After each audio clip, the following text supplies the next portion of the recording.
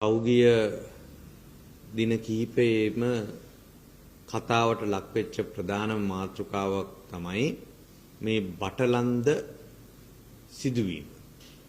දැන් නලින්ද ජයතිස්ස ආණ්ඩු පක්ෂයේ ප්‍රධාන සංවිධායකතුමා ප්‍රකාශ කරනවා සජිත් ප්‍රේමදාස මැතිතුමා ඇතුළු කණ්ඩායම පාර්ලිමේන්තුවේදී පාර්ලිමේන්තු සැසිවාරය පිළිබඳව කතානායකතුමා එක්ක කරපු සාකච්ඡාවේදී බටලන්ද විවාදය ගැනීමට කැමැත්තක් දැක්ුවේ නැහැ.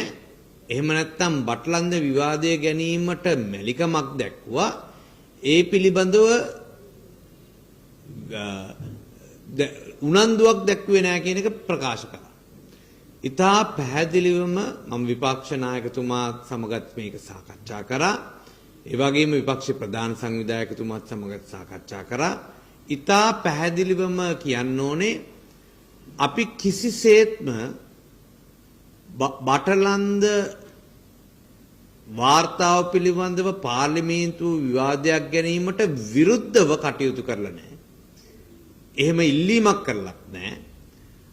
ඉතා පැහැදිලිවම ප්‍රකාශ කරලා තියෙන්නේ දැන් මේ අයවැය විවාදයේ අවසන් වුණාට පස්සේ අපි හැමෝටම පළාත් පාලන මැතිවරණයක් තියෙනවා. පළාත් පාලන මැතිවරණයෙන් පසුව පාර්ලිමේන්තු සැසිවාරයකදී දින දෙකක් නෙමෙයි ඕනනම් දින 3-4ක් 5ක් වුණත් කමන්නේ දාලා විවාදය කරන්න. අපිට ඒකට කිසිම ගැටලුවක් නැහැ.